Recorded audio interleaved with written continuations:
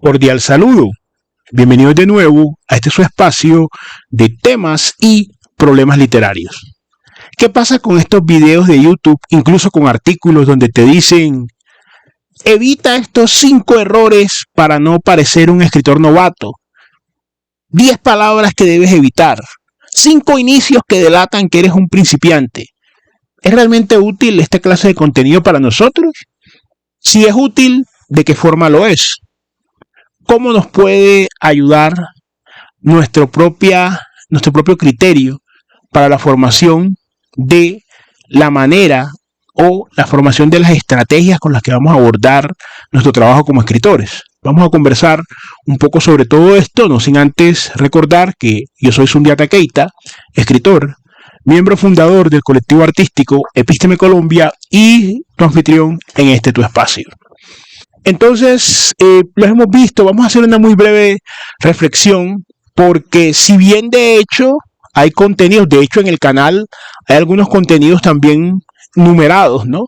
De alguna forma en los cuales podemos intercambiar puntos de vista, y ese debe ser el primer abordaje, verlo como un punto de vista, no como un argumento de autoridad. No importa que el canal tenga 50 suscriptores, 100 suscriptores, si un canal súper pequeñito como este o tenga 1000 suscriptores, 2 millones de suscriptores, eso no es importante, ¿cierto? Una cosa es el argumento y una cosa es la opinión y el número de seguidores. Entonces, lo primero, véalo como un consejo, pero no como un consejo vinculante, véalo como una opción, pero no lo vea como una fórmula matemática o pseudo matemática para el éxito. Es lo primero. Entonces vemos estos contenidos, vemos estos videos, y yo soy muy respetuoso respecto de los contenidos, de cómo se generan. No me gusta ir a los canales a, digamos, dejar comentarios desagradables, o no, no es por ser políticamente correcto, solamente me parece que es una pérdida de tiempo. Me parece que si alguien está en su canal y a mí el contenido no me gusta y yo quiero hacer un comentario, no tengo por qué entrar a insultar a la persona ni nada de eso. Sencillamente pues no puedo hacer el comentario si me parece pertinente, que va de alguna forma ayudar a enriquecer esa discusión, y puedo sencillamente no volver. Como usted puede ingresar a y si no está de acuerdo con el contenido, pues puede no volver, ¿cierto? Pero es importante tener en cuenta que son sencillamente puntos de vista. Lo que pasa es que algunos los presentan como verdad revelada, y ahí es donde viene el inconveniente. No sé, le dicen, por ejemplo, no use la palabra algo, no use la palabra como. Si usted inicia con entonces, o usted inicia de esta manera, entonces va a ser un escritor principiante, se va a delatar como un novato.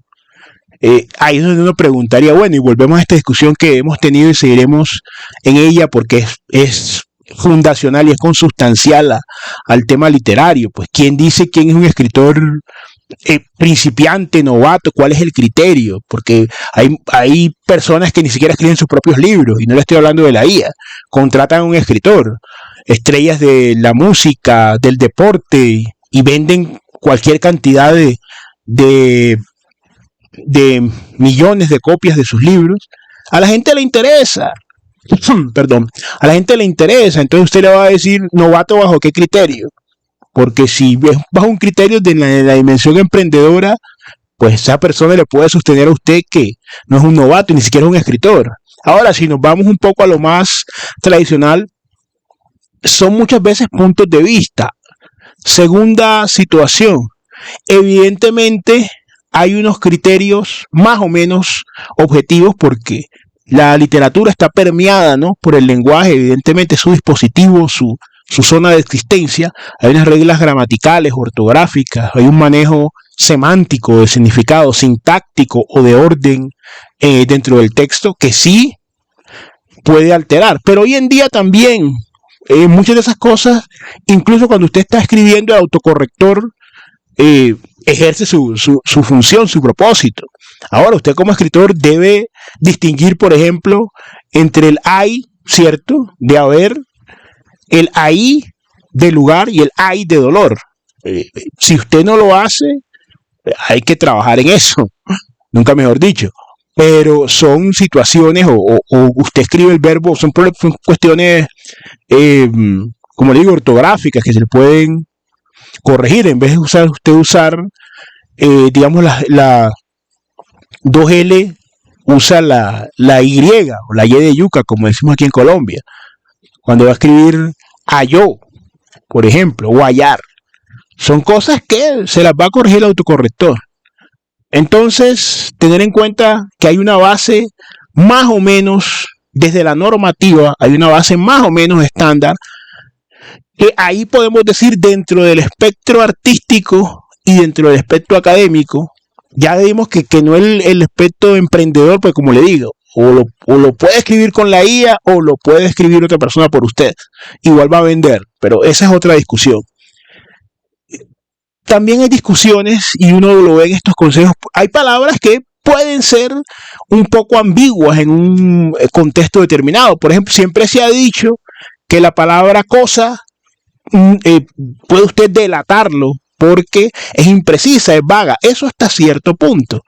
Hay otras fórmulas que todos han adoptado, por ejemplo, el famoso y anglosajón show don't tell, muéstralo, enséñalo y no lo digas. ¿Hasta qué punto eso realmente tiene sentido respecto de la narrativa? Uno comprende que el sentido es precisamente que el lector y se haga esa conexión, se abra ese puente y él puede interpretar y usted no se lo tenga que decir, como decimos también, o como puede ser coloquialmente, entregárselo en trocitos, dárselo masticado. Pero finalmente, también muchas veces, y el lector de ahora también, muchas veces va a requerir, y es una paradoja, va a requerir quizá que usted en algún momento le diga algo y no se lo muestre por la extensión del texto, por una serie de situaciones. Ahí cada uno ve qué clase de lector puede llegar a tener. Por ejemplo, expresiones, una que es muy socorrida desde hace un tiempo, o no sé yo, eso de ya unas décadas para acá, no sé cómo será en sus países, déjenlo en comentarios, pero pese a que gramaticalmente es válido el verbo poner, un profesor encumbrado o un grupo de encumbrados sabios determinaron que usted no puede escribir poner porque las que ponen son las gallinas. Entonces la gente usa colocar, es una especie, cierto, de eufemismo para poner. Y el verbo poner es perfectamente válido. Cada uno de ellos tiene unas especificaciones, usted lo puede buscar, pero en ningún momento, pese a que colocar, ubicar, localizar son más apropiados, más específicos para una acción, usted puede utilizar poner. Se puso feliz, se puso bravo. O sea, también, por ejemplo, uno podía decir que puso el televisor, puso el internet, usted puede decir encendió, cierto, el aparato. Es diferente, hay verbos más precisos. Pero no podemos entrar a descalificar sencillamente a un autor porque no nos gustan ciertos verbos. Después de que el criterio gramatical, el criterio ortográfico, estos criterios que les he dicho más o menos formales los cumpla, ya es cuestión de las apetencias de cada uno.